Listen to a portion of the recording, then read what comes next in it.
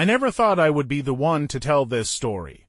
People around here whisper about the swamps, they joke about strange lights and animal screams in the night, but deep down, no one really believes, not until they see it. Not until they stand where I stood, staring into the eyes of something that should not exist.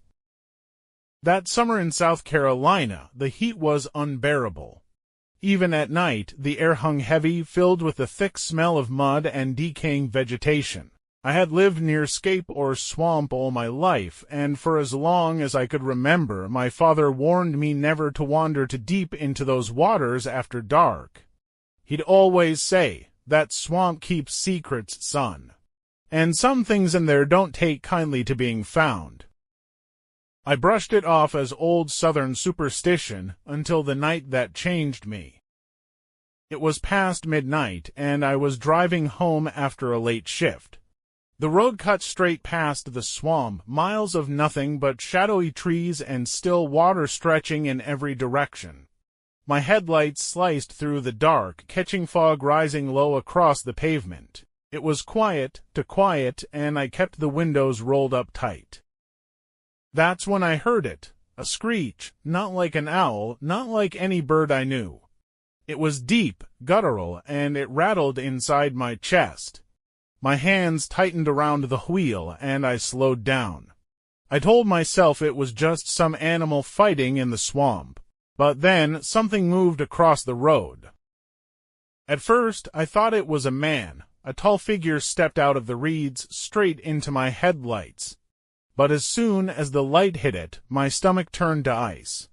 Its skin glistened, wet and dark green, scales that caught the light in jagged patterns. Its arms were long, too long, ending in claws that glinted as if they could tear through steel. Its eyes are red, glowing, and blinking, locked on me as I slammed the brakes. The car skidded, tires screeching, my heart hammered against my ribs so hard I thought it would break through. The figure didn't move, didn't flinch, it just stared.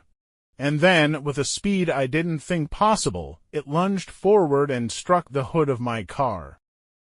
Metal screamed, the windshield cracked, I screamed too, fumbling for the gearshift, slamming my foot on the gas.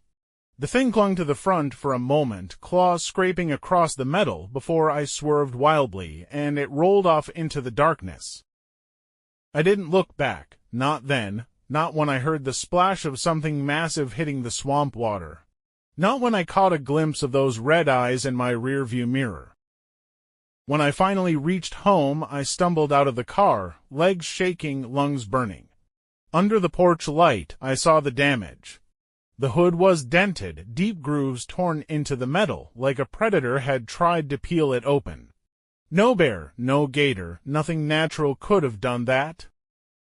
I told myself not to tell anyone who would believe me. A grown man saying he saw a lizard man in the swamp, they'd laugh me out of town. But the next morning, my neighbor came banging on my door.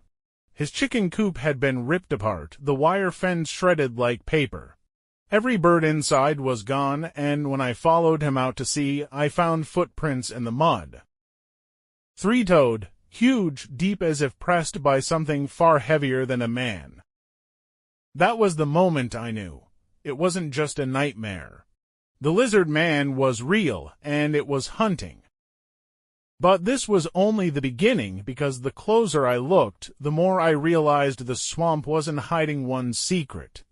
It was hiding many, and I was already into deep. The next few days after that night were a blur. I couldn't sleep. Every time I closed my eyes, I saw those glowing red eyes staring back at me, that wet, scaled body shimmering under my headlights. The dents on my car were still there, the claw marks carved deep into the hood, like some kind of grotesque proof that I wasn't losing my mind. But fear has a way of turning into something else, curiosity, and I couldn't shake the thought. If I really saw what I thought I saw, then what was it doing in the swamp? Why now? Why me? I told myself I wouldn't go back. I swore it. But within a week, I found myself packing a flashlight, a camera, and an old shotgun my father had left me. just in case the swamp had called me back and I couldn't resist. The night was still and heavy when I returned. The air buzzed with insects and the water reflected the moon like a broken mirror. Every step I took sank into the mud with a sucking sound, like the swamp itself was trying to hold me in place. I tried to steady my breathing, but the deeper I went, the more the shadows seemed alive. Then I found the tracks. Large, three-toed impressions pressed deep into the wet ground. They were fresh, the edges sharp, mud still slick. My stomach knotted. I followed them, every nerve in my body screaming at me to turn back, but my feet kept moving, one step after another. I reached a clearing where the trees bent low. Their branches knotted like old hands clutching at the sky. That's when I heard it. A splash, heavy and deliberate. Something was moving in the water. My flashlight trembled as I swept it across the surface, the beam cutting through mist and reeds. And then I saw it. Half submerged in the swamp, the creature stood, its scaled shoulders glistening, water dripping from its elongated arms. Its chest rose and fell with slow, heavy breaths like a predator waiting for the right moment to strike. Its eyes caught the light again, burning like embers. I froze, my instincts screamed run, but my body refused to move.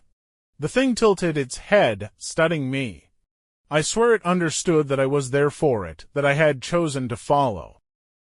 Then, in a single motion, it lunged forward, rising out of the water with a splash that soaked me head to toe. I staggered back, fumbling for my shotgun, but by the time I raised it, the swamp was empty again. Ripples spread across the black water, fading into silence. My heart thundered in my chest, my hands shook so violently I could barely keep the flashlight steady. But then I noticed something else. In the mud where the creature had stood lay the shredded remains of what looked like a deer carcass. The body was torn open, ribs cracked, flesh shredded in strips. Blood stained the water, carried away in dark ribbons.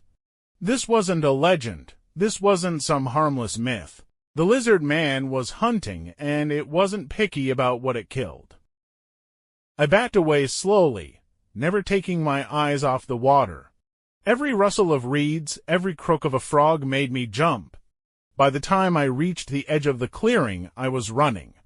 My boots splashed mud and water as I tore through the swamp, branches clawing at my arms. When I finally burst out onto the road, gasping for air, I thought I was safe.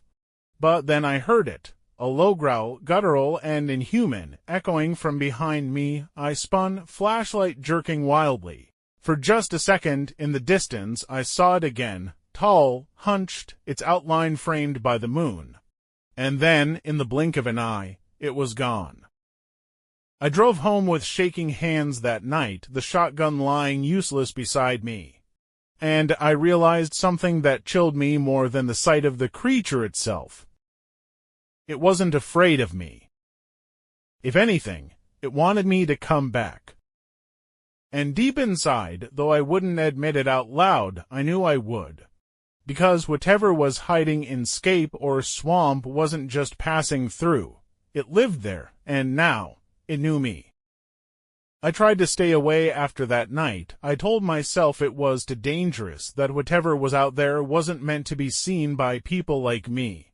But you don't just walk away from something like that. It sticks in your head, worms its way into your thoughts until it's all you can think about. Every time I closed my eyes, I saw the lizard man, the scales glistening in the dark, the heavy breathing, those eyes like fire. It wasn't just fear anymore, it was obsession. I had to know more. I had to understand what I'd stumbled into. So a week later, I went back. This time I wasn't alone. My friend Mark, one of the only people I trusted enough to tell, agreed to come with me. He didn't believe my story, not really, but he could see how shaken I was. He thought maybe I'd seen a gator, or that I was just spooked by shadows. But still, he brought his own rifle and followed me into the swamp. The night was darker than before, clouds swallowing the moon, the air smelled of wet earth and decay.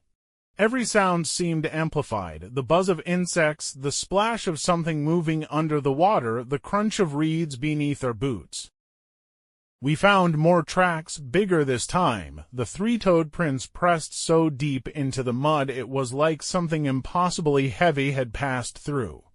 Mark stopped, kneeling over one of them. I could hear him muttering, trying to make sense of it. But before he could finish, we heard it. A scream. Not human, not animal. It was something in between, a high-pitched shriek that ripped through the swamp and froze us both in place. The hair on my arms stood on end. Mark's face went pale. "Jesus Christ, what the hell was that?" he whispered. I didn't answer. I already knew.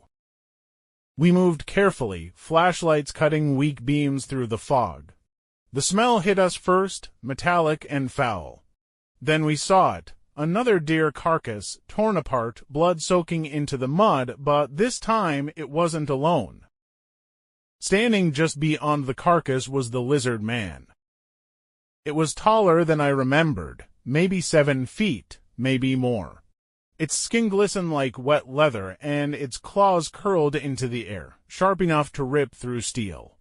Its mouth opened slightly, rows of jagged teeth catching the light, and those eyes. Those damn eyes burned red like coals, locked directly onto us. Mark raised his rifle, but I pushed it down. "Don't," I whispered. "It's not afraid of us." The creature took a step forward, the water rippling around its legs. Then another. I felt every instinct screaming to run, but my legs refused to move. Mark pulled the trigger, the rifle's crack shattered the silence. The lizard man didn't fall. It flinched, maybe, but then it let out that same guttural growl I'd heard before, low and deep enough to rattle my chest. In an instant, it lunged, Mark fired again, and I dragged him backward, both of us stumbling through the mud. Branches tore at our clothes as we ran, the sounds of heavy footsteps crashing behind us. I glanced back once, and I wish I hadn't. The lizard man was chasing us, impossibly fast, its long arms swinging, claws tearing through the reeds like paper. Its eyes glowed brighter, reflecting our flashlights like lanterns in the dark. We burst out of the swamp onto the dirt road, lungs burning, hearts pounding. My truck was parked ahead. I shoved Mark inside, jumped behind the wheel, and gunned the engine. The tires spun in the mud before catching traction. In the rearview mirror, I saw it at the edge of the road, watching us, chest heaving, claws dripping with mud, and something darker. It didn't chase us onto the road. It didn't have to. Because it knew we'd be back. I don't know if it was warning us away, or waiting for us to return. I've never been the same since that night. Neither has Mark. We don't talk about it much, but when we do, we both agree that swamp belongs to the lizard man. It always has. And sometimes, late at night, when the world is quiet and the shadows grow long, I still hear it, that growl, low and terrible, carrying through the dark. A reminder that out there, in the swamps of South Carolina, something ancient and hungry still waits. So, if you ever find yourself near Scape or Swamp, do yourself a favor, don't go wandering after dark. Because once those glowing red eyes find you, there's no escaping them.